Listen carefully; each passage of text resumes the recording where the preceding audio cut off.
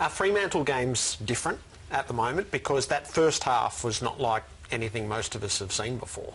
It's not so much different, but you just got to be aware of keeping your distance from play and making sure you take in the whole contest, just so you see where all the players are coming from. You know, the pressure around the ball, and Sydney as well. You know, traditionally they're huge on that ball pressure as well. So just keeping your distance from play and making sure you take everything in.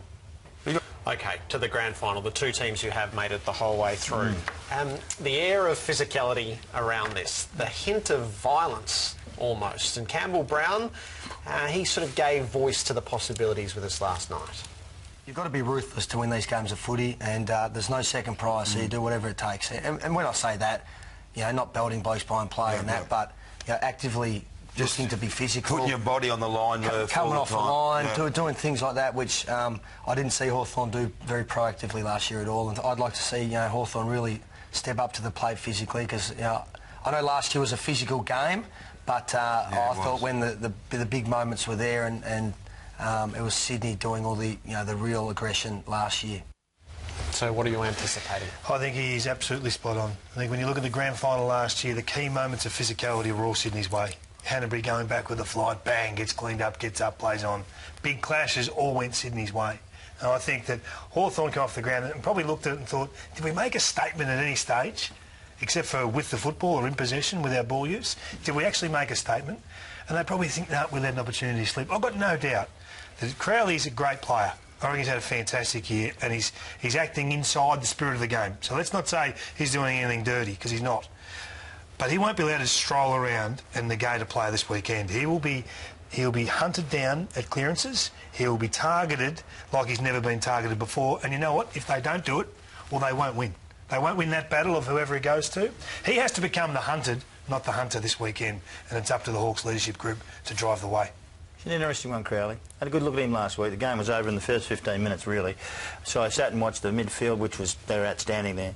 And I watched Crowley really closely. Didn't really attack the ball, never does. Just pushes his player away all the time. It worries me a little bit with what he's, you know, he becomes a tough, he reckons he's a hard doer. Didn't look like a hard doer to me, Crowley.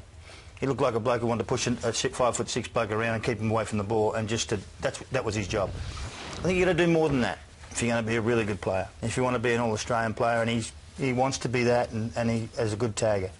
It's funny because what sort of players make taggers? Can they not get a game somewhere else in the team? It's important for him, though. I know, it's very important, incredibly important what he does. But I just had a really good look at what he does, and he didn't go for marks when he could have. Just pushed his player away. So you just got to. I actually had a really good look at him. It was interesting. So he does do that, and I've watched that. At stoppages, he pushes players away. He doesn't go for the ball at all. I feel sometimes that the umpire could intervene, but I think you're selling him short. I'm questioning some other areas. Yeah, I know. I think you're selling him short a little bit. I'm just questioning a few other things about it. You know what he's doing? He's doing like the other 21 are. Exactly what Ross asks. Yeah. I don't care how many possessions you get, champion. You go and negate Kieran Jack. If he has 25, you got him beat. You're not good with the ball. We don't need you getting it. We've got enough players doing that. You stop him. And that's what it's all about. Is he as value as any other player on that team? Why are we talking about him? We talked about him for a week. And he's a tagger. He's doing a fantastic job. And you know what? If he stops Sam Mitchell this week, the Hawks probably can't win. Yeah, so he's as important as anyone. So the biggest part, that the midfield battle? Yeah, this is an interesting one. You have a look at it, the size of the Freo midfield, and you'll see it on the screen in a second. It's just massive. They are so big. You've got Mundy at 192 centimetres, and then you've got Fife at 190, and then 189 Barlow, and Crowley 188, and then Mazungo is a midget at 182. I mean, that's 6 foot in the old terms. And then the tallest is 188, which is 6'2". And the rest of them are 4 inches taller, 3 or 4 inches. They are monsters, and they just continue to really attack the ball and push it forward. They've set up with the midfield, and Sandilands is second to none in the competition. Absolutely second to none. I don't care who you got, they are the best I've come across. And they cleaned up Geelong's midfield, and then they cleaned up Sydney's midfield, who we thought were pretty good. They may even clean up Hawthorn's midfield, but I'm not certain. The numbers don't lie. Since round 20, they're plus 19 goals from clearances. The Hawks are plus 7. That's a massive gap. That's a massive gap going into a grand final where the margins on any of the stats are really narrow. because these are the best two teams. You can do it in different ways, different methods, different systems, all that sort of stuff, but the numbers normally come out pretty similar. And there's a massive gap in hit-outs to advantage and hit-outs in general. They're plus 18 a week. That's the size of Sandlands, and Clark's been really good in there as well. Too, yeah, he was good. Hawk, Ruckman are off a bit. You know, they're playing well forward of centre, and we're giving Haley enormous raps. I saw you start the show tonight. But in the actual ruck, where they need to get some sort of ascension, they are being mauled, and it's going to be a problem when they're heading into these taller guys. They're huge. They are just massive. And the big one for me is up forward too.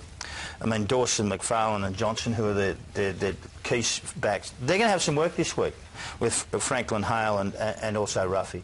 I mean, the way to get them is to lead up and to take up on them. So we'll actually see how good their defence is this week against the best forward line in the competition. So the Hawthorn kicking at goal, you were part of a grand final team that kicked 8 goals, 22, and it cost you a flag. Yeah, it did cost us a flag, Jared. We bring up all the positives and then we bash the uppies when they come in. I think, look, it's the silent killer, isn't it? I mean, we don't think about it, we don't talk about it until someone's missed a couple in a row. Oh, hang on, see, they're not going real well here. You feel, in this game, and it's the same as when we played in the grand final in '98, you feel dominant in everything that's going on in the game.